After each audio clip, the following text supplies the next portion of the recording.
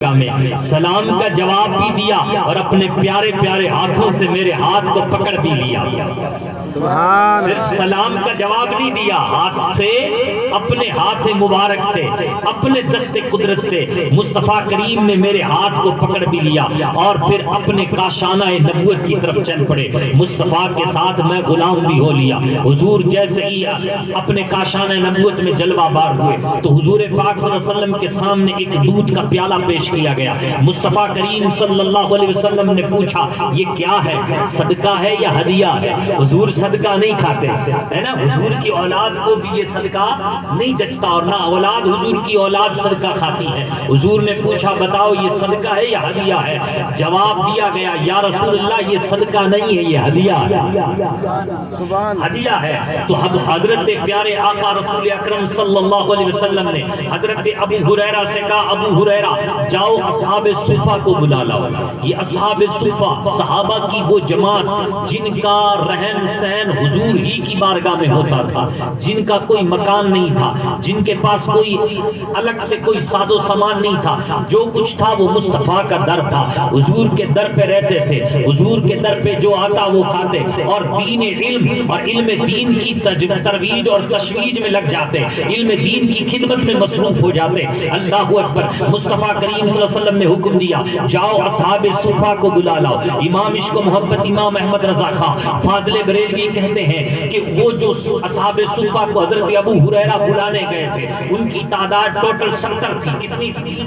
70 کی تھی۔ اب حضرت ابو ہریرہ کہتے ہیں میرے دل میں خیال آیا، بھوک تو مجھے لگی تھی، دودھ کا پیالہ بھی ایک ہے اور اصحاب صفہ کو بلانے کے لیے حضور حکم دے رہے ہیں۔ خیر حضور کا حکم تھا، مصطفیٰ کریم صلی اللہ علیہ وسلم کے حکم پر عمل کرتے ہوئے حضرت ابو ہریرہ پہنچ گئے اصحاب صفہ کے پاس۔ اصحاب صفہ سے عرض کی چلو حضور بلا رہے ہیں۔ اصحاب صفہ بھی حضور کے دیار میں پہنچ گئے۔ مصطفیٰ کریم صلی اللہ علیہ وسلم کے دیار میں چاروں طرف سمٹ کر کے لوگ بیٹھ گئے۔ حضور کے دیار میں صحابہ بیٹھتے کیسے تھے سبحان اللہ، حضور کے دیار میں جب صحابہ بیٹھتے تھے تو آوازیں بالکل پست ہوتی تھی۔ آوازیں کیا ہوتی تھی؟ بالکل پست ہوتی تھی۔ مصطفیٰ کریم کے دربار میں اپنے سروں کو جھکا کر کے بیٹھتے تھے۔ حدیثوں میں آتا ہے کہ اگر ان کے سروں پہ کوئی پرندہ بھی بیٹھ جائے تو جب تک محفل میں حضور رہتے تب تک پرندے کو یہ احساس نہیں ہوتا تھا کہ میں کسی درخت پہ بیٹھا ہوں یا انسان پہ بیٹھا ہوں۔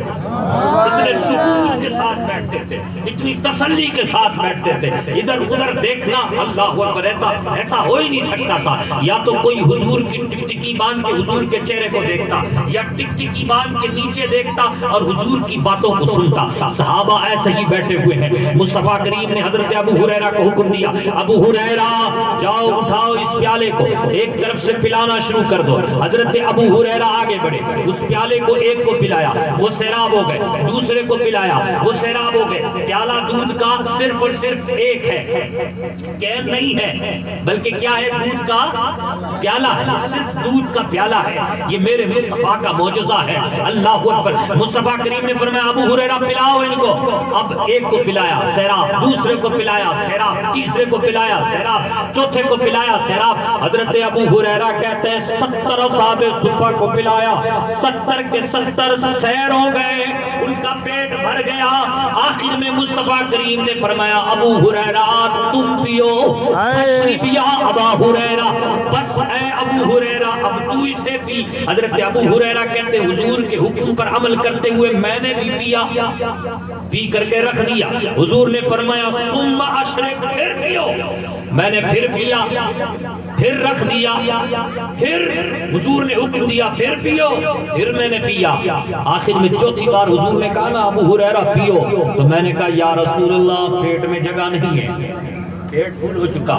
پھر حضور مسکرائے فتبسم ضاحکا، مصطفیٰ کریم ایسے مسکرائے کہ آپ کے دندان مبارک بھی نظر آئے۔